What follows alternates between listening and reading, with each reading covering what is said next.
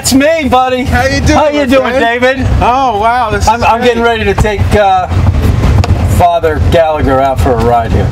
Little interview. Really? Yeah, it should be interesting. Amazing. Did you go to any of his? Yeah, his retreats. I went to one of them, and I've been through all his homilies. It's really unbelievable. I know. So I'm going to take him out, and we'll share what makes him so amazing to everybody. Yeah, he's just. Yeah. And you know how old he is? No. I thought he was like my age, like 53. The guy's like 73 years old. No way. Yes, like 75 or something. Yeah. Wow. Yeah. He looks. He's just. I mean, I don't have that kind of energy anymore. That's for sure. Something's working for him. I'm telling you. Right? No, I'm really glad. Something's working for that guy. Oh, this is great. When's it going to be on? I'm going to try to have it on pretty quickly. I think maybe this Monday or Tuesday. Sorry to keep you waiting. Hi, Good Father. morning. How are you? Good. Hey, your sermon on original sin was painfully it just hit the spot. Super. It hit the spot. And it makes you realize that every single day, how many times a day are we still reverting back to original sin? So I hope that all these things were always helpful from a pastoral point of view. everything. You remember me? I'm the Padre Pio fan. Okay. So. Yes, of course. You're in good hands here, Father. Hey, it was nice seeing you. You too, David. Take care. Okay. Sorry. Hey. Father, It's good to see you. Thanks. I knew that if I got out there in front of the church after Mass, Oh my gosh.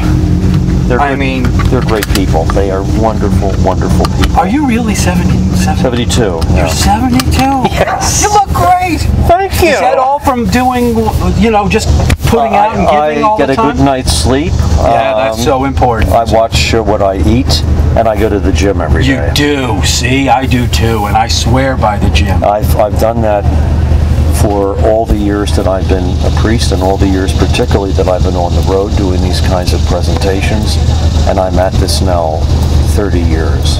Good for you. What's your workout like? I mean, just curious. It's body part divided. I mean, one day I do, back, another day I do But chest. you are using resistance training. Yeah. It's important, isn't it, for as you get older? I run and I bike.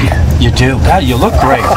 So, I mean, does it ever get too much? I mean, look at. No. I mean, you're like a superstar. No. Come on. These people have been very much with me all week, and I just haven't had a chance to say goodbye to them. And these are really solid people, and they appreciate the church, and they appreciate what the priests try to do for them and with them. So they're always grateful. Sure. It's hardly superstar status, Well, I watched you. I went to your presentation last night. This is called a retreat. It's called a retreat in some ways, but it's an ancient process called a parish mission. And it was originated out of like the 16th century, when there was a lot of confusion going on, particularly in European society, and religious orders of priests. See, there's two ways that you can be a Catholic priest. You can be ordained to serve in a given diocese like Fall River or Boston or Springfield, and you spend your life being transferred from parish to parish within that one area. Another way of being a Catholic priest is joining a religious order that was started by usually a saint who wrote a rule of life that anyone who came behind him or her, because the nuns do the same thing, would follow that rule. So some of these religious orders, like the Benedictines, if you're familiar with Benedictine, I've heard of it, but a lot of these things are known well because of liquor and stuff like that. Because they had to support themselves. Oh, so they came up with or perfume or stuff like that. Interesting. So the Benedictines go all the way back to the 5th century. The Franciscans are in the 11th century.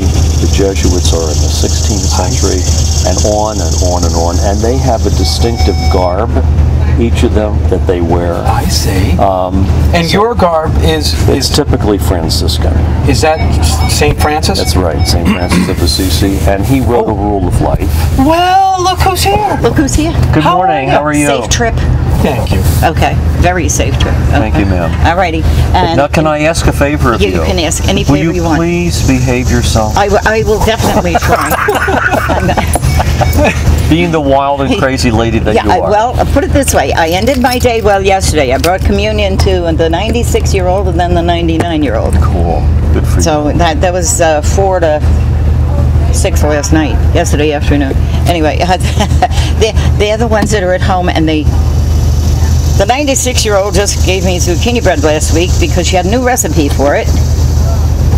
I'm glad that you do that because it's a little bit of companionship for them. Oh, they love it. But the thing is, it takes me 2 hours for 2 people, which is good though, because I've been here long enough that I know who they're talking about, even if these people are long gone. So that's a good thing. I mean, the 96-year-old, I remember her son raising hell in high school. But, I mean, at least I can remember this. Whereas there aren't too many people around who can, you know. God bless Have you. a safe trip. God bless. Okay. Now, is she a nun? No. She just works for the...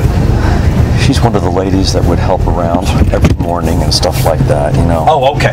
All right, getting back to you. First of all, your robe. You're not a monk. I'm not a monk. Okay. I Everybody thinks you're a monk, I know. right? Well, so you got to always explain what the deal is. Well, I think I don't know whether you were there last night when I explained that we're called friars. Yeah. And they are following a different rule of life than monks. Monks are usually people who live in monasteries, and they don't usually mingle. Monks do not. Yes, right. Yeah. Some of them are very, very strict about that. The Trappists are one form of being a monk, and they're very, very strict. Why do they live behind walls, and why don't you live behind the wall? Well, I think that their whole vocation is to spend their life in study and in writing and in prayer. And I know that some people... Is that for your benefit? It's for all of our benefits. Okay. I'm glad that they're there because I don't pray enough. I see, okay. I don't pray enough, so I'm real happy that there's someone in there praying for me. Got it. And they are very productive people. They are intellectuals. They do a lot of writing. And then, of course, they have to support themselves. So there's one of the most famous monasteries in New England is at Spencer in Massachusetts, which is north of Worcester. And they support themselves, believe it or not, by making jellies and jams, Trappist jellies and jams, that go all over the world. Wow, yeah. There's one of these monasteries in Abiquiu, New Mexico, and they tried a number of different things to try and support themselves. They thought about weaving, but there's not much of a market for weaving. You'd think that the church would give them funds. No. I mean, everybody has to be the You got to be creative. Yeah, I mean, you have to come up, especially when you're in the religious orders of priests and monks and so forth, because you don't have a steady congregation like they would here at St. Mary's to support the efforts of the parish. But these monks are very creative. In New Mexico, they tried a number of things and they just didn't raise the funds, so they had 3 or 4 Asian monks who suggested computer chips. So they are making computer chips, and that has become a huge source of income for them so that they can continue their writing. Of course. Now, in your case, though, you're out I am preaching. Yes, I'm involved in one of the many ministries of the Franciscans. We are sort of general practitioners. There are guys in the community who are foreign missionaries. There's guys who run schools and parishes, military chaplaincies, because Francis of Assisi wanted us to be in among people and to be immediate to their circumstances, not to be removed, as would be the case with monks in monasteries. So our generic title are friars, like Friar Tuck, yes, as I mentioned last evening. Right. He was in among them. So there are different communities. The Dominicans are friars, and they run Providence College over in Rhode Island. But the Franciscans are a huge group of guys. There's 3 or 4, 5 different groups of Franciscans. There's Franciscans among the Anglicans or the Episcopalians and the Lutherans. Francis wrote a rule of life, St. Francis wrote a rule of life that anyone really could follow. He wrote one for men, he wrote one for women, for nuns, and then he wrote one for people like yourself who live in the world, who have jobs. And it's basically get a little bit of prayer in every day. Why did you choose him as your... Did you choose him? I did. I mean, because I just thought that the diversity of ministries would tap into the talents that I had.